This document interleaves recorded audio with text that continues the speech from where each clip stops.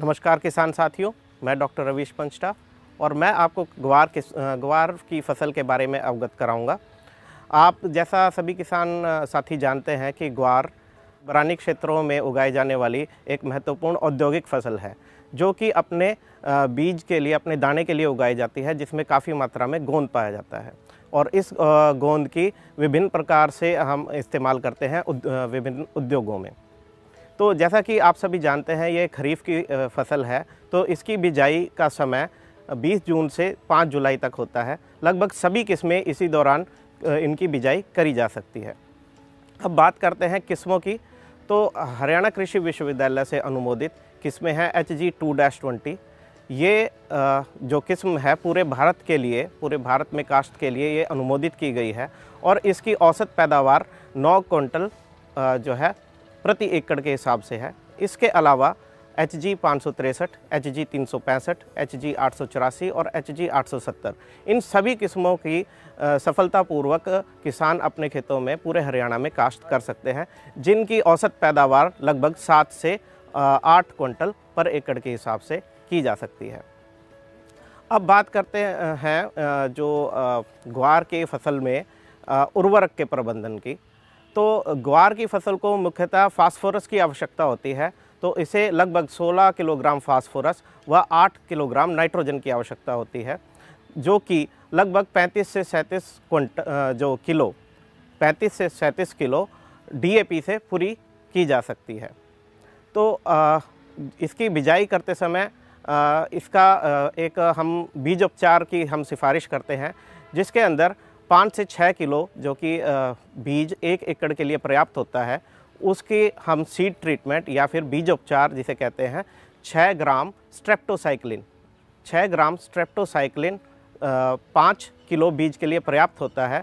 इसके बीजोपचार के लिए किसान भाई पानी के अंदर, जैसे कि 6 किलोग्राम पानी के अंदर 6 मिलीग्राम स्ट्रेप्टोसाइक्लिन को घोल लें और उसके अंदर 1 एकड़ का बीज यानी 5 किलोग्राम बीज उसके अंदर भिगो के लगभग 20 से 25 मिनट रखें। उसके बाद उसे छाया में सुखा के उसकी बिजाई करें।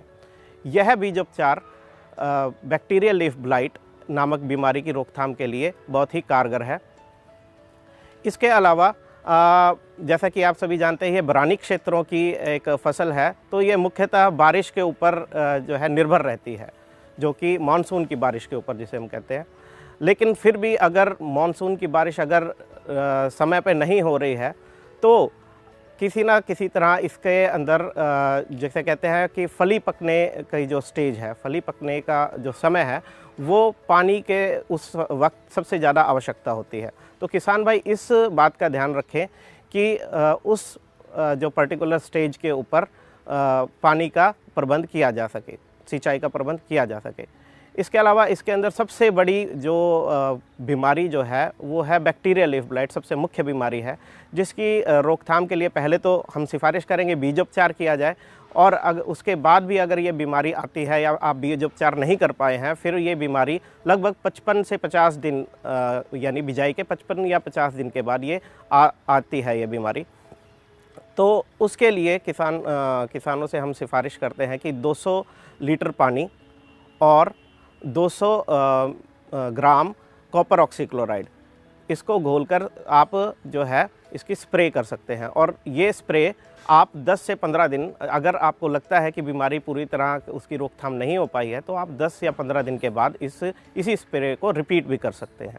इसके अलावा जहाँ तक कीटों का सवाल है, ग्वार में काफ़ी कम कीट आते हैं, तो उसके लिए भी लेकिन उसके लिए भी हमारे हरियाणा कृषि विश्वविद्यालय से कुछ दवाई हैं वो उनकी सिफारिश की गई है। तो मैलाथियन 200 मिलीलीटर और 200 लीटर पानी में घोल के किसान साथी इसके अंदर स्प्रे कर सकते हैं।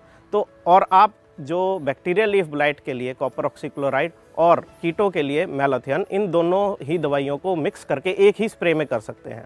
और जैसा कि बीमारी के लिए मैंने बताया 10 से 15 दिन के बाद आपको रिपीट करना है, अगर कंट्रोल नहीं होता है तो आप इसे 10 से 15 दिन के बाद रिपीट भी कर सकते हैं। तो लगभग सभी अब इसकी कटाई की अगर बात करें तो लगभग 100 दिन की हमारी जितनी भी किस्में हैं हरियाणा कृषि विश्वविद्यालय से अनुमोदित की हुई, वो 100 से 95 दिन के अंदर ये लगभग पक के तैयार हो जाती हैं। तो उसके बाद किसान भाई इसकी जो है कटाई करके, थ्रेशिंग करके और इसको सुखा करके अपने बेच सकते हैं। धन्यवाद।